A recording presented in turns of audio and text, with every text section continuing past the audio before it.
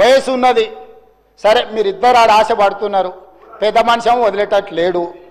మేమందరం కూడా పెద్ద మనిషి ఉంటేనే బాగుంటుంది, ఇలా చేతికిస్తే ఏం చేస్తారో తాడు బొంగరం లేకుండా అని తెలంగాణ సమాజానికి ఒక భయం ఉంది.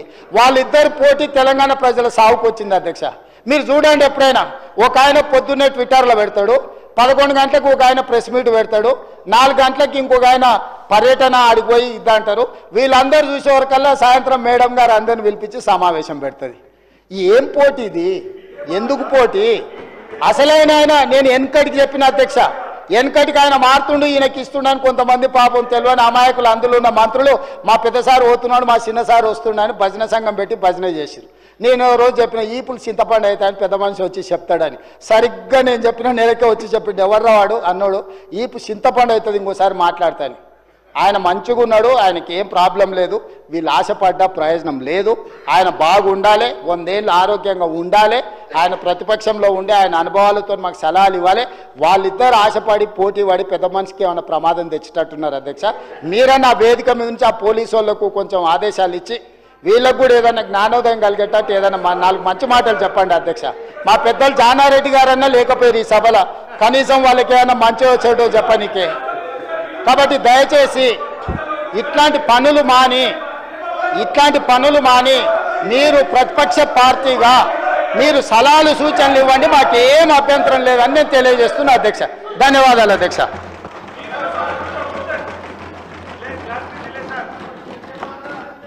కేటీ రామారావు గారు ఇవ్వండి సార్, క్లారిఫికేషన్ ఇవ్వండి సార్. ముఖ్యమంత్రి గారు మాట్లాడినారు కదా, వారి గురించి కూడా మాట్లాడినారు, ఇవ్వండి. తర్వాత ఇస్తా మీరు మాట్లాడండి.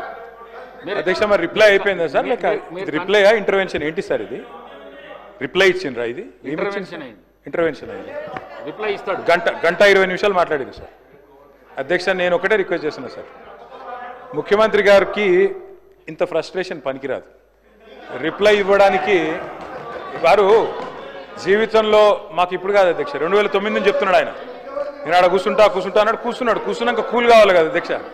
మరి ఇప్పుడు ఎందుకింత ఫ్రస్ట్రేషను, ఎందుకింత నిస్పృహ, ఎందుకింత ఆవేశము మాకైతే అర్థం కావట్లేదు అధ్యక్ష. ఈ ముఖ్యమంత్రి గారిలో ఒక అపరిచితుడు ఉన్నాడు అధ్యక్ష. ఎందుకంటే బయట చెప్తాడు అధ్యక్ష, మొన్న రవీంద్ర భారతిలా మనం ఎవడు నమ్ముతలేడు, మనకు అప్పు ఉడతలేదు, ఎవడు నమ్ముతలేడు, దివాలా తీసామని బయట చెప్తాడు. ఇక్కడికి వచ్చాము 1,58,000 కోట్ల అప్పు చేసినా రొమ్ము విరుచుకొని చెప్తున్నారు. మాకు అర్థం కావట్లేదు అధ్యక్ష, ఆయన కరెక్టా ఈయన కరెక్టా, రాము ఆర్ రెమోనా, ఎవరు కరెక్టో తెలుస్తలేదు అధ్యక్ష. ముఖ్యమంత్రి గారు చెప్తున్నారు, నేను 18 గంటలు పనిచేస్తున్నా, నేను బ్రహ్మాండంగా పనిచేస్తున్నా, ఒక్కరోజు సెలవు పెట్టలే, నేను 40 సార్లు కాకపోతే 400 సార్లు పోతా ఢిల్లీ. పో అధ్యక్ష, నిన్నెవరు వద్దన్నారు, బ్రహ్మాండంగా తిరుగు అధ్యక్ష. పెట్టుబడులు వస్తున్నాయి దావోస్లో, ఒకటి మించి ఒకటి, 1,78,000 కోట్లు, 40,000 కోట్లు తన్నుకొని వస్తున్నాయి. సంక్షేమం అద్భుతం, అన్నీ అయిపోయినాయి 5 గ్యారంటీలు. మరి ఎందుకు అధ్యక్ష ముఖ్యమంత్రి గారు 71,000 కోట్ల ఘాటా పడ్డది, ఖతమైపోయింది, మా 71,000 కోట్ల అంచనాలు తగ్గిందని గన్పూర్లో చెప్పింది, స్టేషన్ గన్పూర్లో. ఎందుకే అంటున్నా అధ్యక్ష నేను, ఓదికేమో పైసలు లేవంటారు అధ్యక్ష, ఉద్యోగులకు డిఏలకు పైసలు లేవు, 6 గ్యారంటీలకు పైసలు లేవు, తులం బంగారంకు పైసలు లేవు. కానీ మళ్ళీ ఇదే ముఖ్యమంత్రి గారు ఏం చేస్తారు అధ్యక్ష, బ్రహ్మాండంగా ఫ్యూచర్ సిటీ హెచ్ఎండిఏకు 20,000 కోట్లతో టెండర్లు, జిహెచ్ఎంసీలో 7,000 కోట్ల టెండర్లు, వాటర్ వర్క్స్లో 14,000 కోట్ల టెండర్లు, కొడంగల్ లిఫ్ట్ ఇరిగేషన్లో 4,400 కోట్ల టెండర్లు, ఫ్యూచర్ సిటీలో 6 లైన్ల మెయిన్ రోడ్డు, 2 వైపులా 2 సర్వీస్ లైన్లు, మొత్తం 10 లైన్లు 5,000 కోట్లు, మూసీ సుందరీకరణ 1,50,000 కోట్లు. ఇన్నిటికి పైసలున్నాయి కానీ 6 గ్యారంటీలకు పైసలు లేవు, తులం బంగారం పైసలు లేవు, మహిళలకు ఇచ్చేందుకు 2,500 లేవు, దేనికి పైసలు లేవు అధ్యక్ష. రుణమాఫీ అధ్యక్ష. నాకు ఒకటి అర్థం కావట్లేదు అధ్యక్ష, రుణమాఫీ అంటే నేను ముఖ్యమంత్రి గారిని సూటిగా అడుగుతున్నా అధ్యక్ష, వారిది కొడంగల్ నియోజకవర్గం, నా సిరిసిల్ల నియోజకవర్గం అధ్యక్ష. మీరు కావాలంటే ఈరోజు సభ అయిపోయింది కదా అధ్యక్ష, ఈరోజుతోని రేపు మీరు ఏ టైంలో అంటే ఆ టైంలో ముఖ్యమంత్రి గారు పోదాం, కొడంగల్ పోదామా, సిరిసిల్ల పోదామా, ఈ ఊరు కూడా మీ ఇష్టం. ఏ ఒక్క ఊళ్ళోనన్నా 100% రుణమాఫీ అయింది అనే మాట చెబితే నేను శాశ్వతంగా రాజకీయాలు వదిలేసి వెళ్ళిపోతా. ఇది నా ఛాలెంజ్, స్వీకరిస్తారా? కొడంగల్లో కానీ కొండారెడ్డిపల్లి పోదాం అధ్యక్ష అంటే చెప్పడానికి కూడా కొంత ఉండాలి అధ్యక్ష. వారే కదా అధ్యక్ష రైతులను రెచ్చగొట్టింది. 2 లక్షలు తెచ్చుకోండి, ఎంబడే ఓన్రి, డిసెంబర్ 7 నాడు ఇందిరమ్మ రాజ్యం వస్తుంది, 9 తారీఖు నాడు మొదటి సంతకం పెడతా, అయిపోతుంది 2 లక్షల రుణమాఫీ. అయ్యిందా అధ్యక్ష? పోదామా ఏ ఊరికన్నా అధ్యక్ష? నేను అడుగుతున్నా అధ్యక్ష, నేను అడుగుతా ఉన్నా. ఇంకోటి అన్నారు అధ్యక్ష, వారు దేవుని మీద ఒట్టు పెట్టినారు అధ్యక్ష. ఇప్పుడు దేవుని బాధపడే పరిస్థితి వచ్చింది, ఇది ఎక్కడ అని చెప్పి అధ్యక్ష నేను అడుగుతున్నా.